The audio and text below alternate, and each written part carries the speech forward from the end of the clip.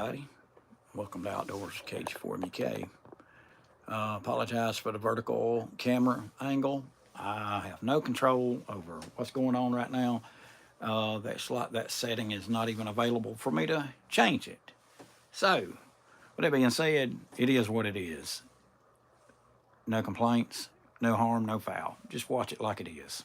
Plain and simple. Anyway, appreciate each and every one of y'all coming by, taking a look, a listen.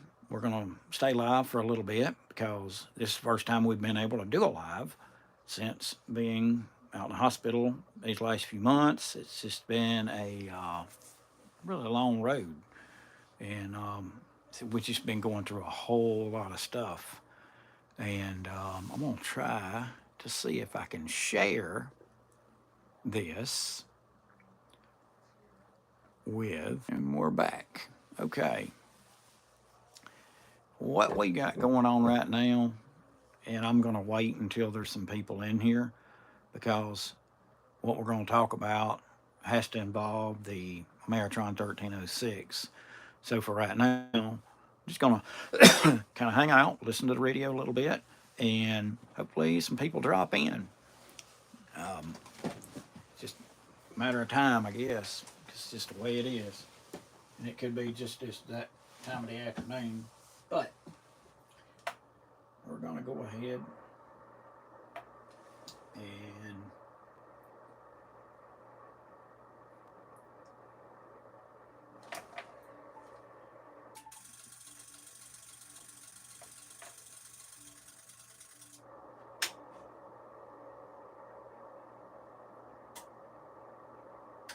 turn everything on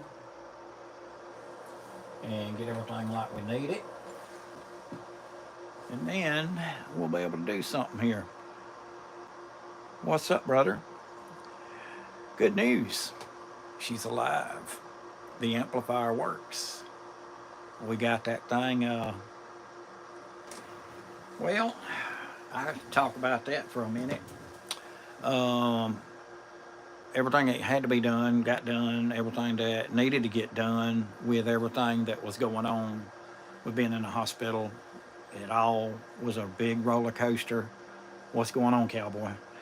And yes, we finally got to come back home. And I know I had promised a long time ago, Cowboy Rule, big shout out to you. We had the surgery and everything went well. We got to wait a allotted amount of time, and everything will hopefully get better, and it'll be a lot better. And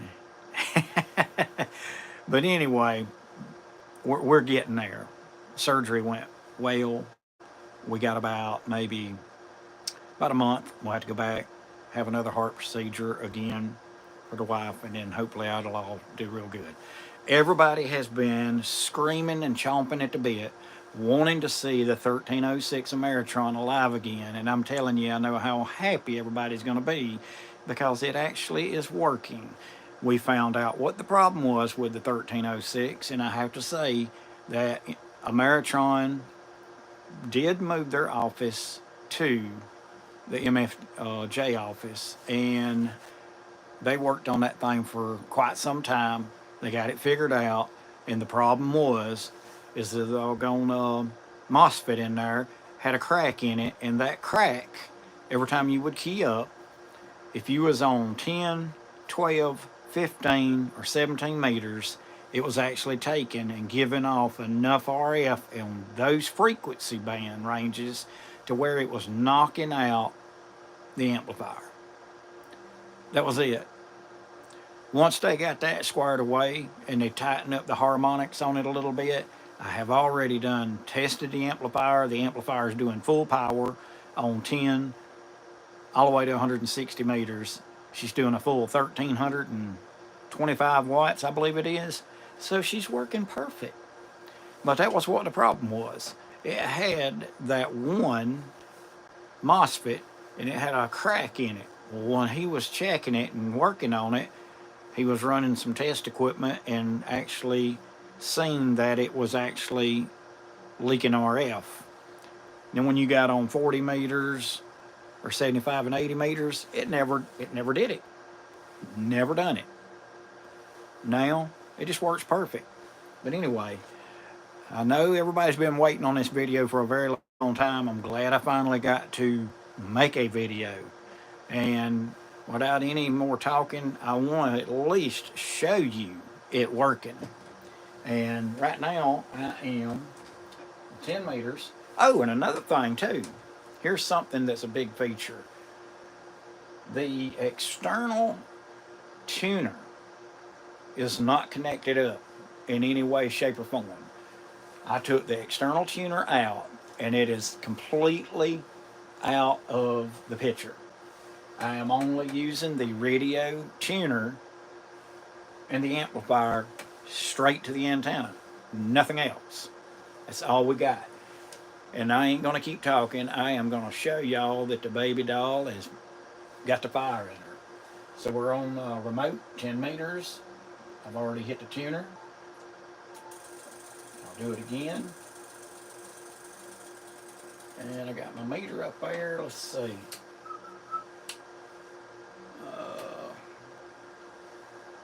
Make sure I'm right here.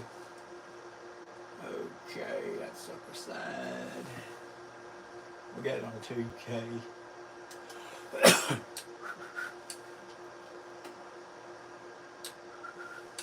Let's see. I might not have something hooked up here, guys. Hang on a second. Let's see here. This one's going to that one, and we're on the wire. So that's good.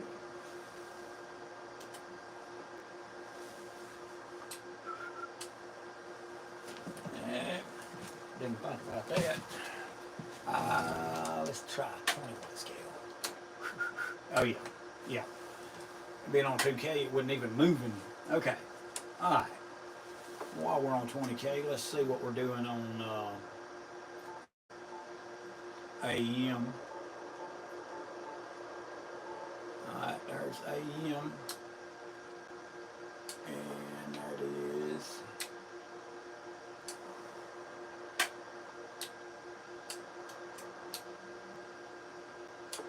$25 watts right there. Alright, put it back on 2K. Alright, and that's 25 watts. We're on 10 meters.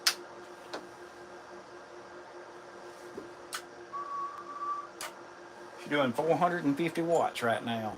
450 watts is so much more than it was ever doing. Way more.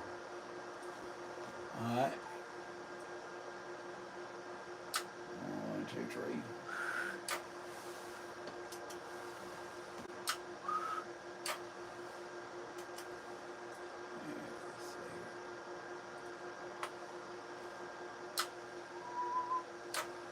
It's about 500 watts on 10 meters. Yeah, I am very glad that this thing's working now. Let's see. We'll go to 20 meters. I'll scroll down the band a little bit and get in a quiet place. Take it and put it on standby. Tune the radio through the coax right here. And this is running off of the in-fed my antenna. Running off of the my antenna and nothing else. Yeah, that is the FT101DX. Okay, now we're at 25 watts. We're on upper sideband, 20 meters.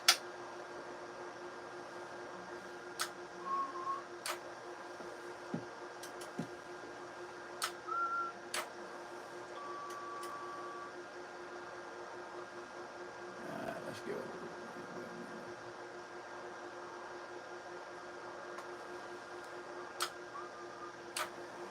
That's about 600 watts right there. All right. Now, let me see here. Take it off standby. And we'll go to 40. We'll go somewhere quiet.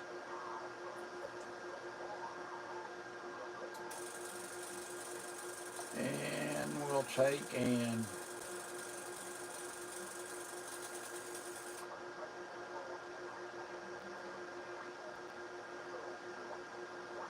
let's get way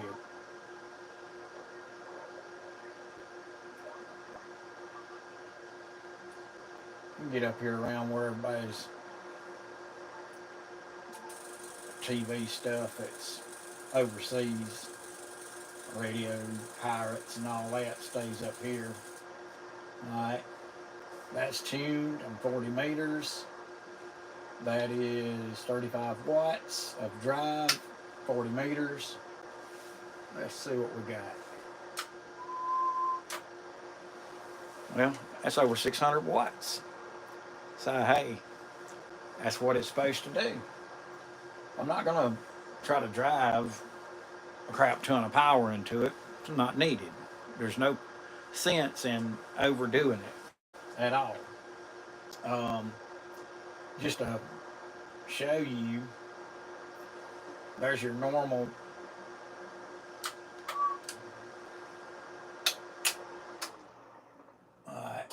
that was too much. We won't do that again.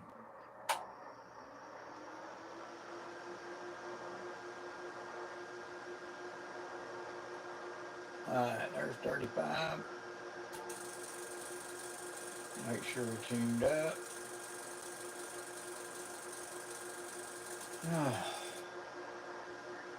And let's see.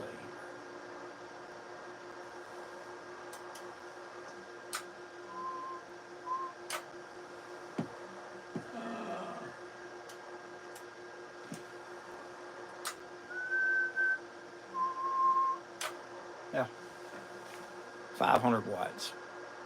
It's working perfect. Yeah, it's definitely doing what it should have been doing all along, and I have no complaints with it. The biggest thing that I was really worried about was 10 and 17. 10 and 17, I mean, I couldn't even get 100 watts out of it.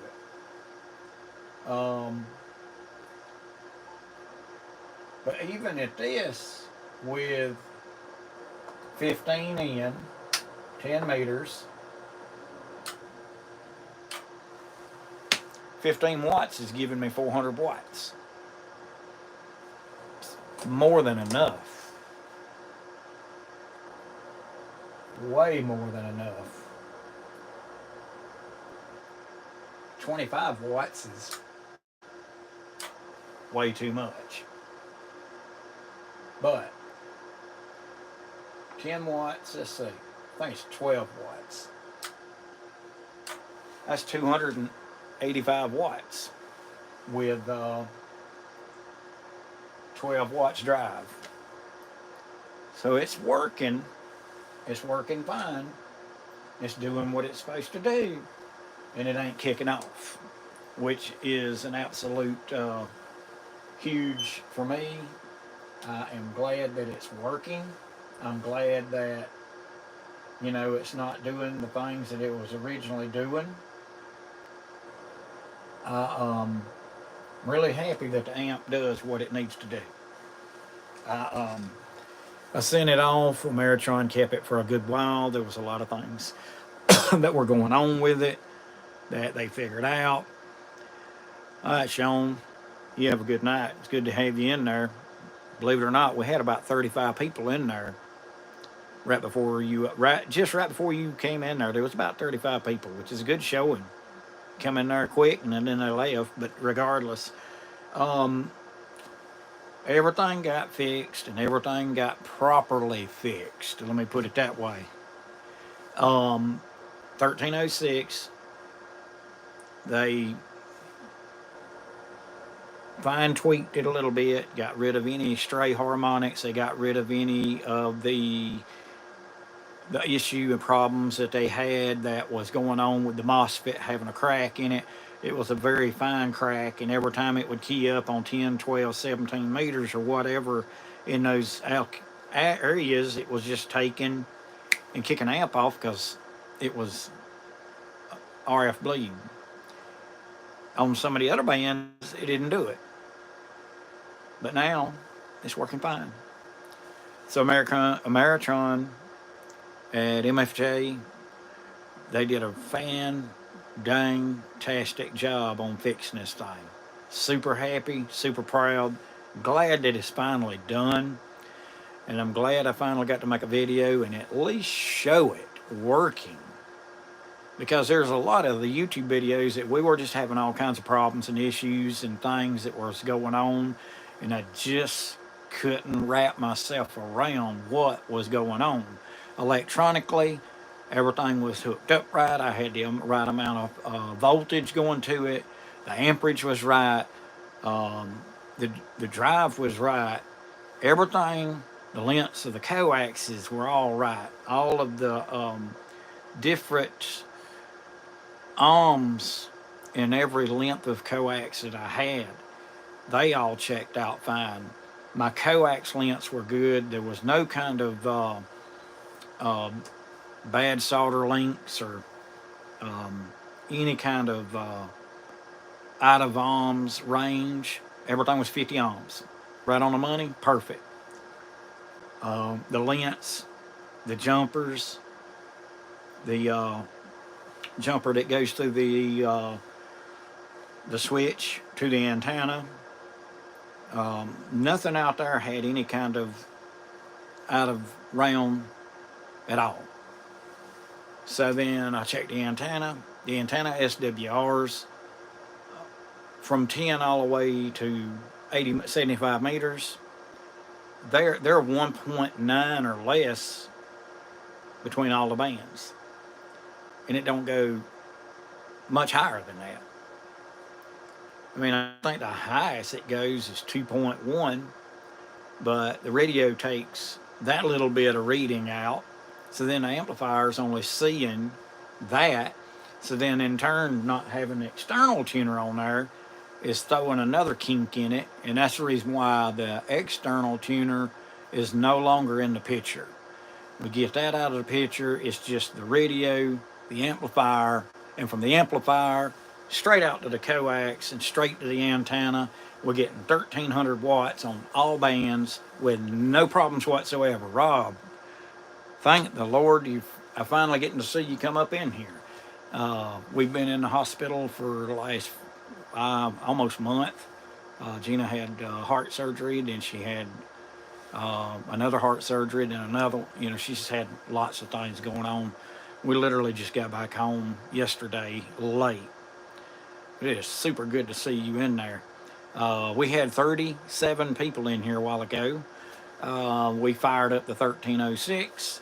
Everything is okay. The problem is one of the MOSFETs had a crack in it, and it was bleeding off just enough RF when you were on 10, 12, or 17 meters. It'd kick the amp off. It'd kick the amp off, and then it would just go flat. I'm just glad to see you in here, because I've been kind of worried. I thought something may have happened. Yeah, I don't know how. Let's see, 7, 8, 9, 10, 11. Oh, Lord have mercy. I don't guess you're on the radio just by chance, are you? Or would you happen to be on your radios at all? I'm just curious about that one.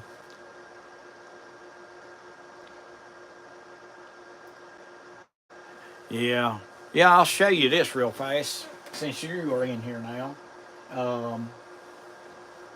Where I'm at, and okay, there is no more external tuner. You don't need it. This Ameritron 1306, and I ain't gonna take but about 3 minutes to explain this to you, and then you'll be able to get what's happened. The MOSFET inside of it had a crack and it was bleeding out, and that was what was causing it to shut down. The Ameritron 1306 is made so dang extremely well built.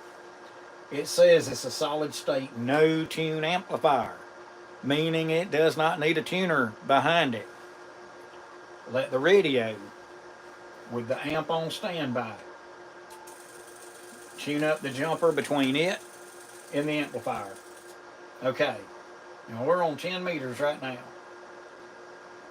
I'm only going to do this once.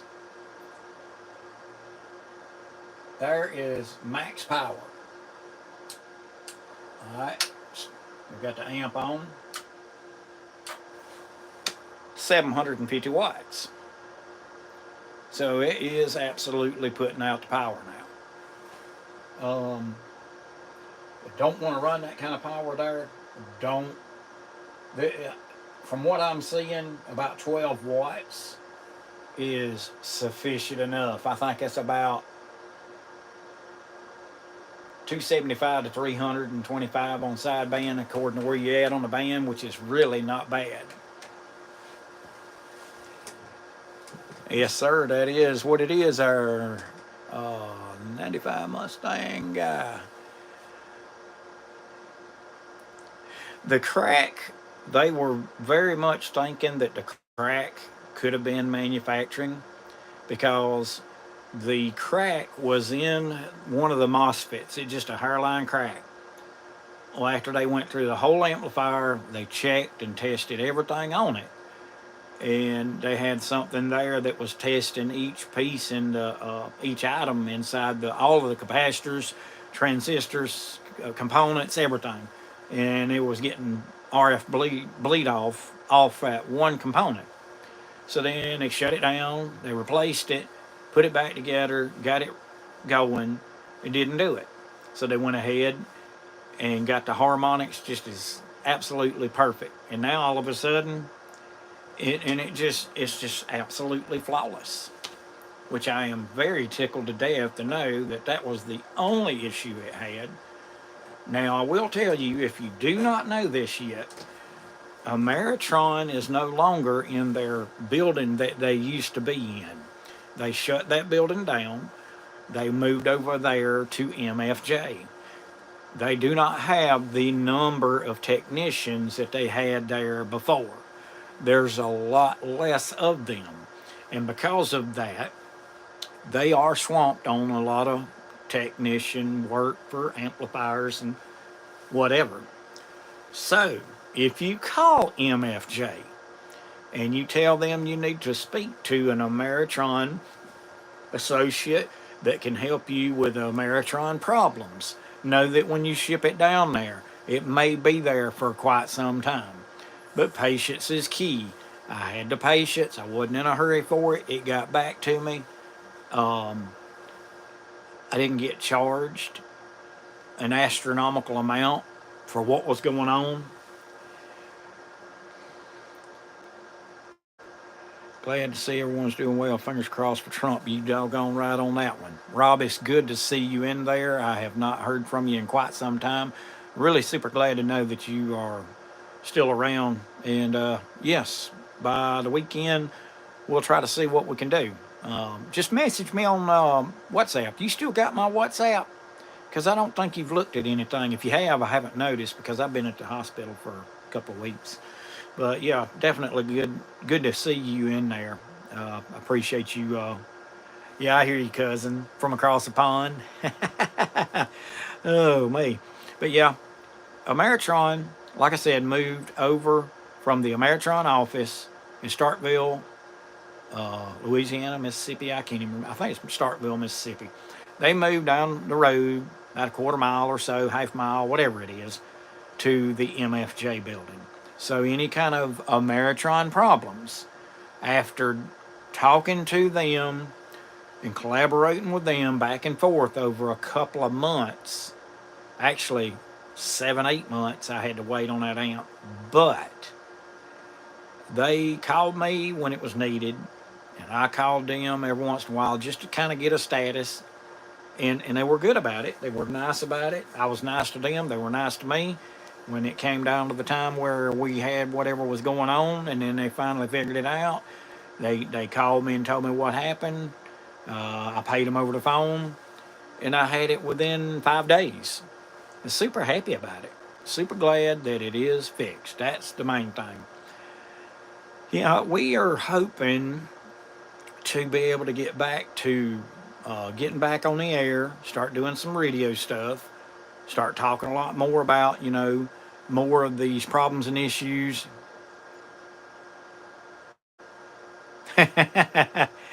Gates closed. They do drop it off. Yeah. Yeah, they closed that building down and they moved that whole facility to MFJ, is what they basically did. But in all essence, I'm super glad, super happy. I was happy with their response and communications and all that. Whenever they were in the middle of starting to look at it and starting to go through it and starting to run tests on it, they called me and told me. Yeah, oh yeah, that is right. They told me to mail that daggum thing to them, and I did. But it was a few days later because he told me, you really need to get that thing and get it shipped to me in the next 2 days. You need to get it shipped to me. Well, it was 5 days before I shipped it.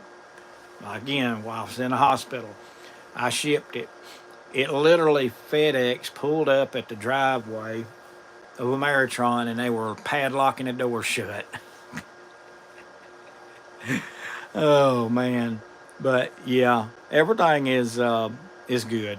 I get a kind of a chuckle out of that a little bit, but yep, we got everything going in the right direction now. We've got mobile. Put the Kenwood TS 590 and put the screwdriver back on my truck, and I've made over 65,000 contacts. I have talked virtually all over the world. The only places I've never talked to is China, Japan, the North Pole, South Pole, and maybe 2 or 3 islands. But I've worked everything.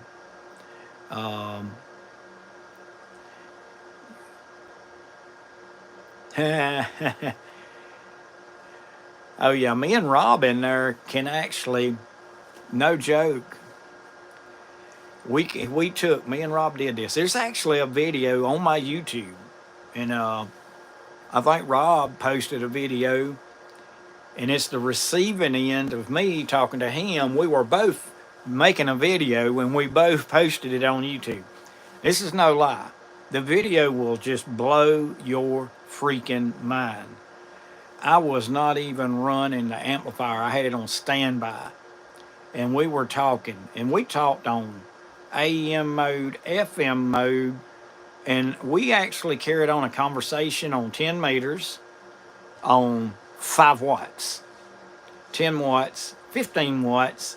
And then that's when I started realizing, man, I need to make a video. So I started over and started making a video.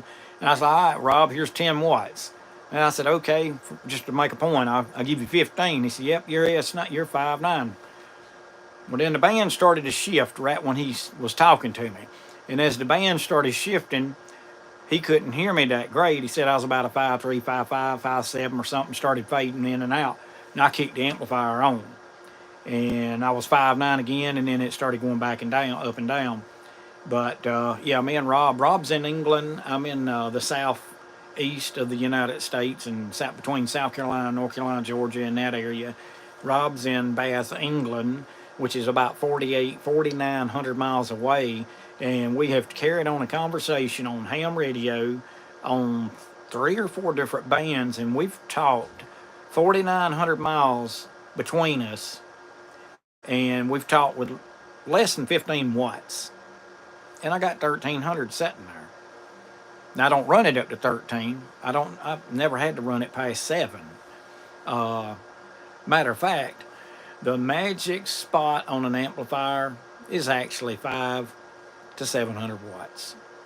And that's horrible conditions, pile-ups, 10,000 people in there trying to call you at one time, and you're trying to hold a spot on the band, or if you're trying to bust through a pile-up. 5 to 700 watts is like unbelievable. 5 watts on ham radio on a good day is like 25,000 watts on a CB radio. On a really bad day when the conditions are just absolutely no good, I mean, it don't matter what you're on, 11 meters, 10 meters, 12 meters, 17, it don't matter. It don't matter. When the band conditions are bad, they're just bad, and nobody's going to talk. But when band conditions are good, to kind of give it in a perspective where you can kind of wrap your head around how good ham radio does do, with literally 300 watts, 300 watts, I can talk pretty much anywhere in the world on a moderately good day, anywhere in the world with 300 watts. On the CB radio, to achieve that, you probably have to run 10,000, 25,000 watts just to work maybe one country here and one country there. When I say anywhere in the world, I literally mean that. 15, 20,000 miles away. Yeah, is a night and difference between ham radio, 11 meters, or anything else for that matter. And I have took 5 watts and worked Australia. I got a little small beam and I can just point it that way, and I have carried on a short conversation with a ham in Australia with 5 watts. Now, with band conditions, pile-ups, and other people popping in and out of there, I've found that between 3 to 600 watts is a real good magic number. Well, yeah, but you can do that with UHF and VHF relatively somewhat easy when you catch them at their point of flight, their pass over. When the space station's passing over and you got the 2 radios hooked up on 2 meters 440, one receive, one transmit, and I mean, if you got a relatively decent beam that you can actually control and follow that thing as it's passing over, you can literally carry on a conversation with them for about maybe a minute. It's just long enough to exchange call signs and get a report. But yeah, works good. Does really good.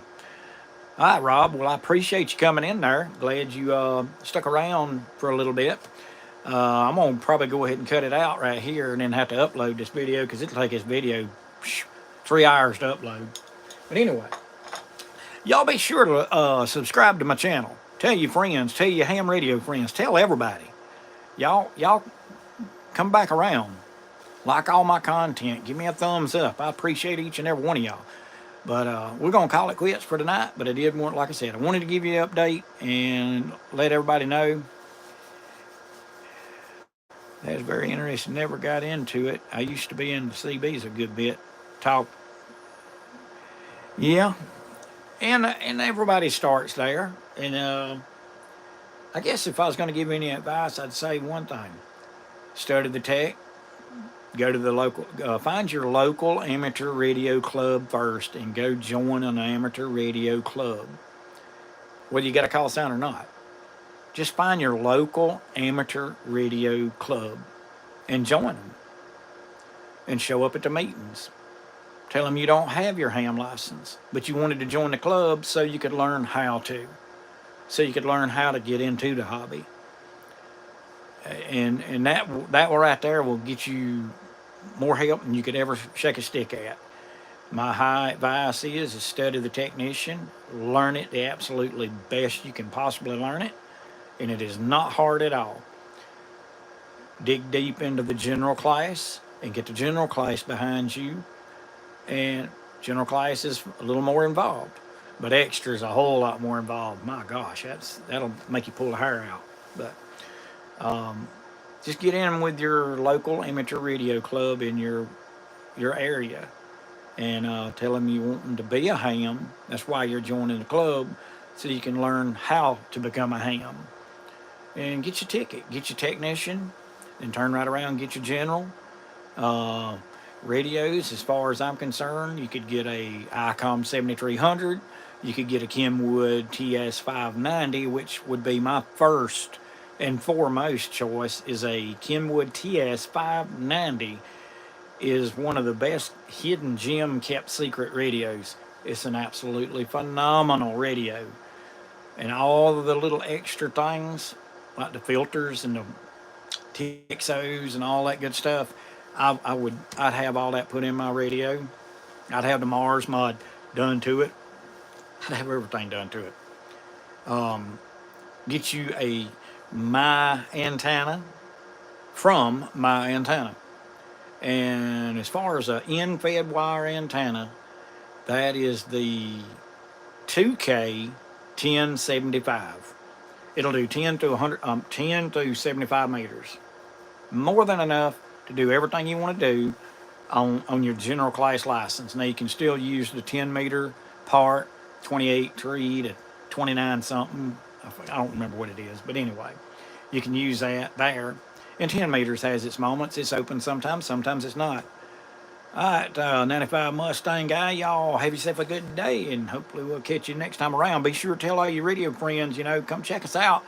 Be sure to like and subscribe and hit the thumbs up button and hit the bell notifications and all that good stuff. I'm going to try to get back in here and try to do more with it. It's just taking me some time because we've been out in the hospital for quite some time now, and been having to take care of my wife and family, and I have other things that's been going on. So that's the reason why we've not been making no videos. Plus it's getting colder and dadgummit, and it's hard to do fishing videos because my fishing partner works weekends now, so that I ain't got no video guy. But anyway, y'all have yourself a good night. And like I said, be sure to like, subscribe, hit the bell notification, check out all my videos, and give us some thumbs up. Give us a comment. Tell us what you think. And I hope y'all have a good day, and we'll see you next time. 73s.